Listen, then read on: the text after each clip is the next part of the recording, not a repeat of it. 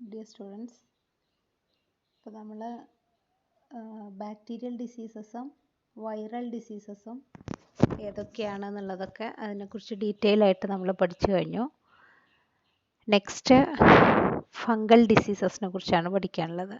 Okay, ഇവിടെ 2 fungal ഡിസീസസിനെ കുറിച്ചാണ് നമുക്ക് പഠിക്കാനുള്ളത്. ഫസ്റ്റ് റിംഗ് വേം ആൻഡ് അത്ലറ്റ്സ് ഫുട്ട്. ഓക്കെ, അപ്പോൾ ഓരോന്നും നമുക്ക് എന്താണെന്നുള്ളതൊന്ന് നോക്കാം. Ringworm is caused by fungus. The major symptoms are red round blisters on the skin. Okay, red round blisters on the skin, and it is spread through contact. Okay, ringworm is spread through contact. അപ്പോൾ കോണ്ടാക്റ്റിലൂടെയാണ് അത് spread ആവുന്നത്. Main symptoms എന്ന് പറഞ്ഞു കഴിഞ്ഞാൽ red ചുവപ്പ് കളറിൽ റൗണ്ടിലുള്ള തടിപ്പുകൾ സ്കിന്നിൽ കാണുക എന്നുള്ളതാണ് അതിൻ്റെ symptoms. Okay, next disease is athlete's foot. It is also a fungal disease. Reddish scaly rashes on the sole of the foot and between the toes. Okay, these are the symptoms of athlete's foot. Reddish scaly rashes on the sole of the foot and between the toes. Okay, this disease is spread through contact with the contaminated water and soil. അതായത് contaminated വാട്ടറിലൂടെയും സോയിലിലൂടെയും മലിനമാക്കപ്പെട്ട വെള്ളത്തിലൂടെയും മണ്ണിൽ നിന്നുമാണ് ഈ disease athlete's foot spread ആവുന്നത്. Okay, these are the fungal diseases. The next disease is caused by protozoa. Protozoa എന്താണെന്നറിയോ? പ്രോട്ടോസോവ എന്ന് പറഞ്ഞു കഴിഞ്ഞാൽ യൂണിസെല്ലുലാർ യൂക്കാരിയോട്സ് ആണ്. യൂക്കാരിയോട്സും പ്രോകാരിയോട്സും ഒക്കെ എന്താണെന്നുള്ളത് നിങ്ങൾക്ക് അറിയാലോ. യൂക്കാരിയോട്സ് എന്ന് പറഞ്ഞു കഴിഞ്ഞാൽ എന്താ, വ്യക്തമായ ന്യൂക്ലിയസ് ഉള്ള ഒരു യൂണിസെല്ലുലാർ ഓർഗാനിസാണ് യൂക്കാരിയോട്സ്. ഓക്കെ, അപ്പോൾ പ്രോട്ടോസോവ ഉണ്ടാക്കുന്ന ഡിസീസ് നമുക്കിവിടെ പഠിക്കാനുള്ളത് മലേറിയയാണ്, മലമ്പനി. Okay, malaria caused by the protozoa called Plasmodium. Okay, Plasmodium എന്ന പ്രോട്ടോസോവയാണ് മലേറിയയ്ക്ക് കാരണം. The major symptoms of malaria are high fever with shivering and profuse sweating. അപ്പോൾ ഇത് രണ്ടുമാണ് major symptoms. High fever with shivering and profuse sweating. വിറയലോട് കൂടിയ പനിയും വിയർക്കുക, ശരീരം നന്നായിട്ട് വിയർക്കുക എന്നുള്ളത്. ഈ 2 സിംറ്റംസ് കണ്ടാൽ മാത്രമേ അത് മലേറിയ ആണ് എന്നുള്ളത് സ്ഥിരീകരിക്കാൻ പറ്റുള്ളൂ. ഈ 2 സിംറ്റംസ് കൂടാതെ ഹെഡേക്ക്, വോമിറ്റിംഗ്, ഡയേറിയ, അനീമിയ ഇവയും മലേറിയയുടെ സിംറ്റംസ് ആയിട്ട് കാണും. ഓക്കെ, ഇനി ഈ ഡിസീസ് സ്പ്രെഡ് ചെയ്യണത് എങ്ങനെയാണെന്ന് പറഞ്ഞില്ലല്ലോ. ഇത് സ്പ്രെഡ് ചെയ്യണത് മോസ്കിറ്റോ ബൈറ്റിലൂടെയാണ്. ഫീമെയിൽ അനോഫിലസ് മോസ്കിറ്റോ ആണ് ഈ മലേറിയ പരത്തുന്ന വെക്റ്റർ. ഓക്കെ, അപ്പോൾ സംശയമില്ലല്ലോ. ഇനി നെക്സ്റ്റ് ഡിസീസ് വേം ഡിസീസ്. നമുക്കിവിടെ പഠിക്കാനുള്ള വേം ഡിസീസ് ഫൈലേറിയാസിസ് ആണ്. ഫൈലേറിയാസിസ് എന്ന് പറഞ്ഞു കഴിഞ്ഞാൽ മന്ത് രോഗം. മന്ത് കേട്ടിട്ടില്ലേ? പിക്ചേഴ്സൊക്കെ ചില ഹോസ്പിറ്റലിലും ഹെൽത്ത് സെൻറ്ററിലൊക്കെ പോയി കഴിഞ്ഞാൽ പോസ്റ്ററുകൾ കാണാം. കാലൊക്കെ നല്ല വണ്ണത്തിലായിട്ട് മന്ത് രോഗം ബാധിച്ചവരുടെ പോസ്റ്ററുകൾ കാണാം. അപ്പോൾ filariasis caused by filarial worms. Filarial worms ആണ് ഫൈലേറിയാസിസ് ഉണ്ടാക്കുന്നത്. അപ്പോൾ നമ്മളെ മലേറിയയെ പോലെ തന്നെ മോസ്കിറ്റോ ബൈറ്റിലൂടെ തന്നെയാണ് ഈ ഫൈലേറിയാസിസും പകരുന്നത്.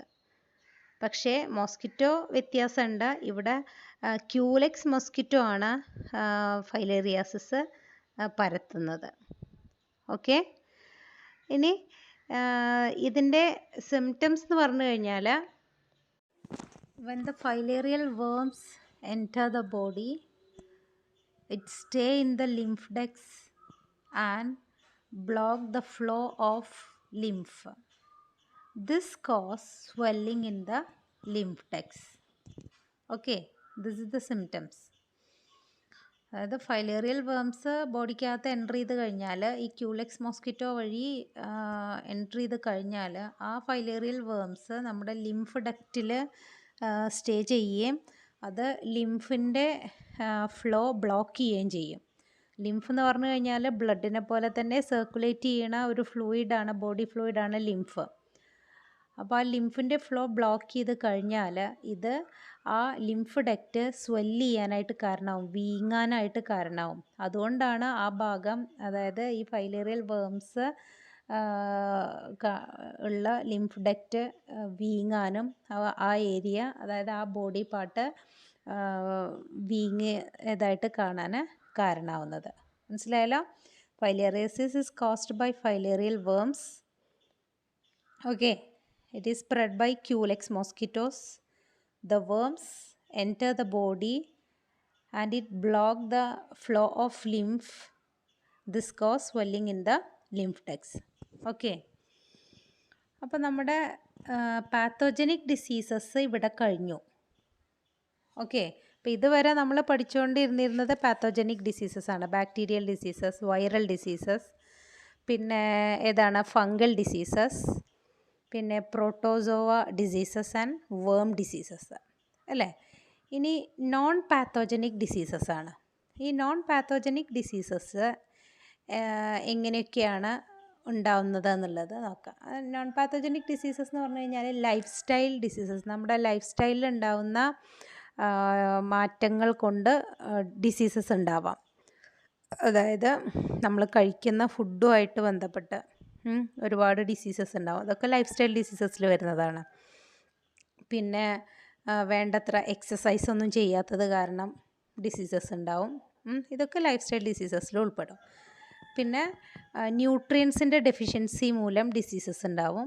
പിന്നെ ഒക്യുപ്പേഷണൽ ഡിസീസസ്, അതായത് ഓരോരുത്തരും ചെയ്യുന്ന തൊഴിൽ പരമായിട്ടുണ്ടാവുന്ന ഡിസീസസ്. അതായത് ഇപ്പോൾ കല്ലുകുത്ത് പണി ചെയ്യുന്നവരിൽ, അതുപോലെ പാറക്കെട്ടുകളിലൊക്കെ പണി ചെയ്യുന്നവരിലൊക്കെ സിലിക്കോസിസ് എന്നുള്ള ഡിസീസ് ഉണ്ടാവും. പിന്നെ അതുപോലെ ആസ്ബറ്റോസ് ഷീറ്റ്, അതിൻ്റെ നിർമ്മാണ മേഖലയിൽ വർക്ക് ചെയ്യുന്ന ആളുകളിലുണ്ടാകുന്ന ഡിസീസാണ് ആസ്ബസ്റ്റോസിസ്. അപ്പോൾ ഇതൊക്കെ ഒക്യുപ്പേഷണൽ ഡിസീസസ് ആണ്. പിന്നെ നോൺ പാത്തോജനിക് ഡിസീസസിൽ വരുന്നത് ജനറ്റിക് ഡിസീസസ്, അതായത് ജനറ്റിക് ഡിസോർഡർ കൊണ്ട് ഉണ്ടാവുന്ന ഡിസീസസ്. ഓക്കെ, അപ്പോൾ നമുക്കിനി ജനറ്റിക് ഡിസീസസ് എന്തൊക്കെയാണെന്നുള്ളത് പഠിക്കാം. ഇവിടെ നമുക്ക് പഠിക്കാനുള്ളത് 2 ജനറ്റിക് ഡിസീസസ് ആണ്, haemophilia and sickle cell anaemia. Okay, haemophilia is A genetic disease due to the defect of genes, defective synthesis of proteins that enables blood coagulation. അതായത് blood clot ചെയ്യാൻ help ചെയ്യുന്ന പ്രോട്ടീനുകളുടെ നിർമ്മാണത്തെ control ചെയ്യുന്ന ജീനുകൾക്ക് വല്ല ഡിഫക്റ്റും സംഭവിച്ചു കഴിഞ്ഞാൽ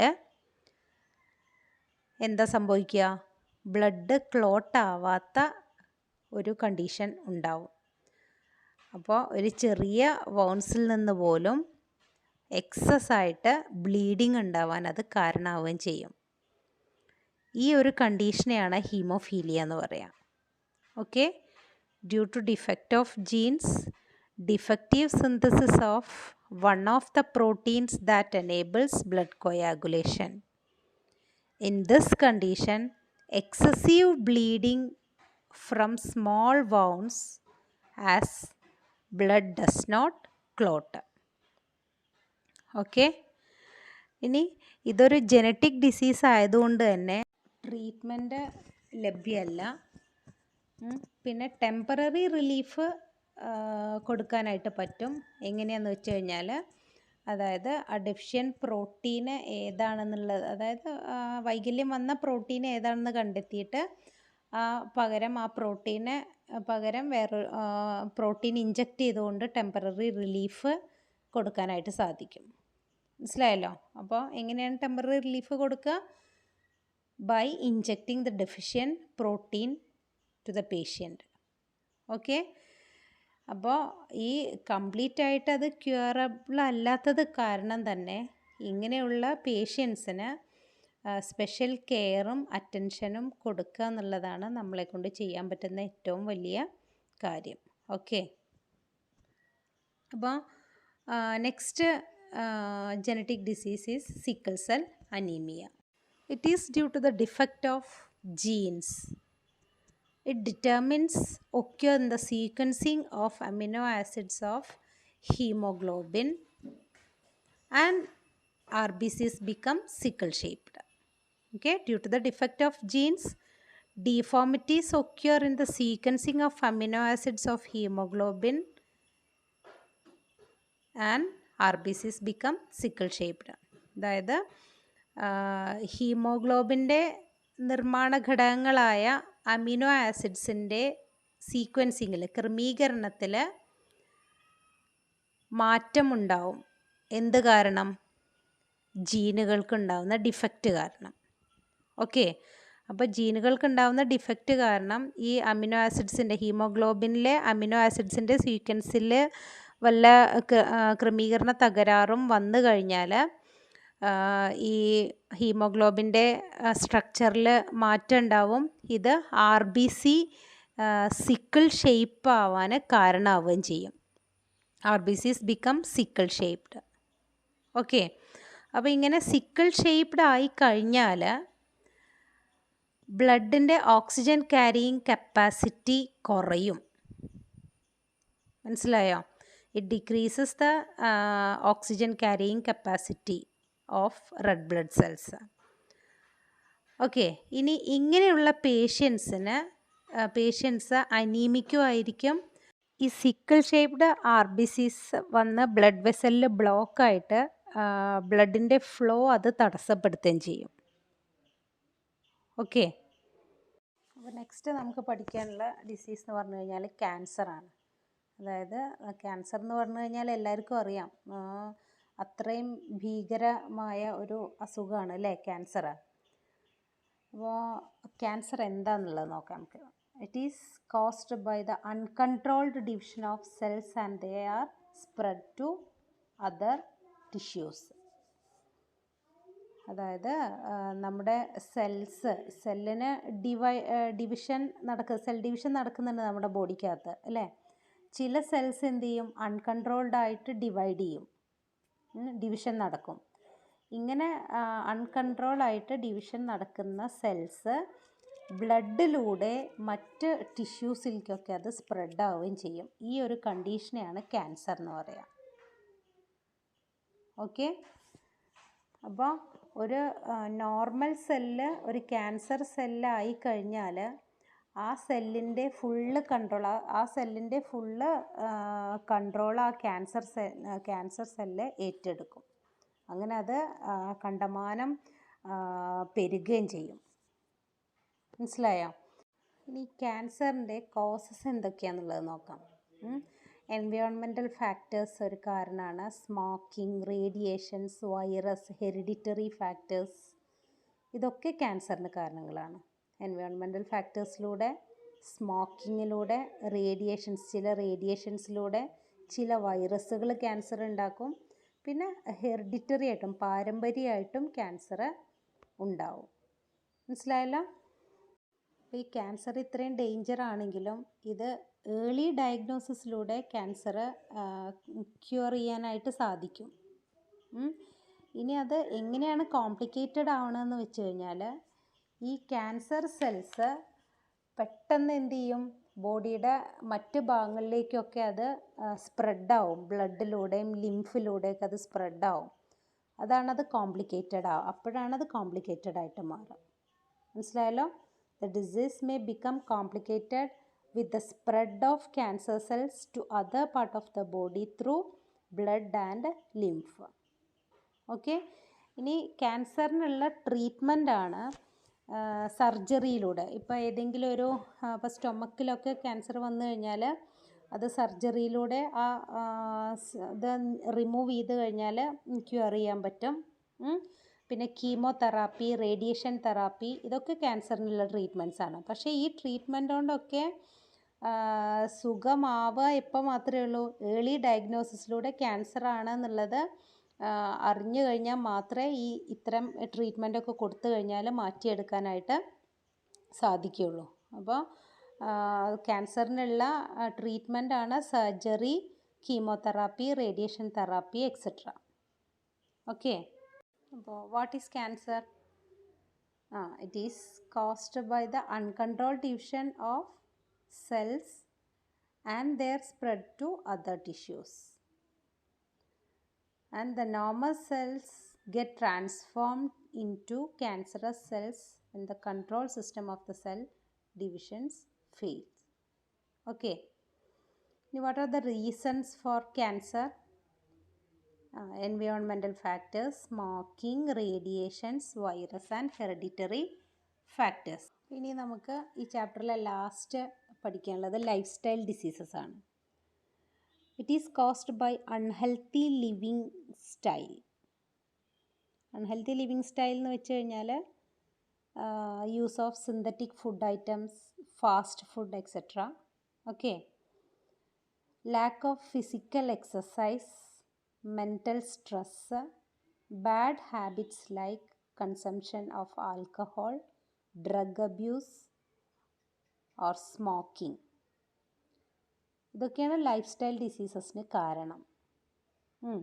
അതായത് ഫാസ്റ്റ് ഫുഡ്, ഈ സിന്തറ്റിക്, അതായത് ടേസ്റ്റും മണമൊക്കെ കൂട്ടുന്ന കെമിക്കൽസ് ആഡ് ചെയ്ത ഫുഡ് കഴിക്കുന്നതിലൂടെ, പിന്നെ ഫിസിക്കൽ എക്സസൈസ് കുറയുന്നത് മൂലം, മെൻ്റൽ സ്ട്രെസ്സ് കൂടുന്നത് മൂലം, പിന്നെ ബാഡ് ഹാബിറ്റ്സ് ആയിട്ടുള്ള എന്തൊക്കെയാണ്? Alcohol use, drug abuse and smoking.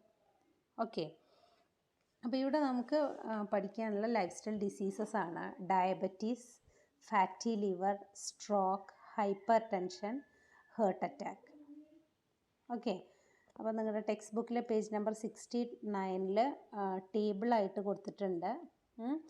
Diabetes എന്ന് പറഞ്ഞു കഴിഞ്ഞാൽ deficiency of insulin or it's mall functioning. അതായത് ഈ ജ്യൂസസും ഈ സോഫ്റ്റ് ഡ്രിങ്ക്സൊക്കെ ധാരാളം കഴിച്ചു കഴിഞ്ഞാൽ ഡയബറ്റീസ് ഉണ്ടാവാനുള്ള സാധ്യത കൂടുതലാണ്. അത് ഡയബറ്റീസ് എന്ന് പറഞ്ഞു കഴിഞ്ഞാൽ നമ്മൾ പഠിച്ചതാണ് അല്ലേ, 3rd ചാപ്റ്ററിൽ ഡെഫിഷ്യൻസി ഓഫ് ഇൻസുലിൻ്റെ ഡെഫിഷ്യൻസി കൊണ്ടാണ് ഡയബറ്റീസ് ഉണ്ടാവുന്നത്. ഓക്കെ. ഇനി fatty liver, deposition of excess fat in the liver. അത് ഈ ഫാറ്റ് ഫുഡൊക്കെ ധാരാളം കഴിച്ചു കഴിഞ്ഞാൽ എക്സസ് ഫാറ്റ് ലിവറിൽ വന്ന് അടിഞ്ഞുകൂടി ഫാറ്റി ലിവർ ഉണ്ടാവാൻ കാരണമാവും. ദെൻ സ്ട്രോക്കും ഹാർട്ട് അറ്റാക്കൊക്കെ ഉണ്ടാവാൻ കാരണം എന്താണെന്നറിയില്ലേ? ഈ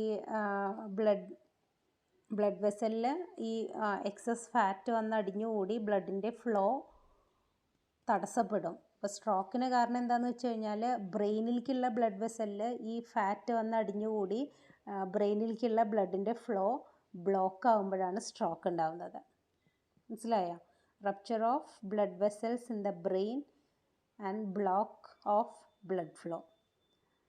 അതുപോലെ ഹാർട്ട് അറ്റാക്ക് എന്ന് പറഞ്ഞു കഴിഞ്ഞാൽ കൊറോണറി ആർട്ടറീസിൽ ഈ ഫാറ്റ് വന്ന് അടിഞ്ഞുകൂടി ബ്ലഡിൻ്റെ ഫ്ലോ തടസ്സപ്പെട്ട് കഴിഞ്ഞാൽ, ഹാർട്ടിലേക്കുള്ള ബ്ലഡിൻ്റെ ഫ്ലോ തടസ്സപ്പെട്ട് കഴിഞ്ഞാൽ ഉണ്ടാകുന്ന അവസ്ഥയാണ് ഹാർട്ട് അറ്റാക്ക് എന്ന് പറയുന്നത്.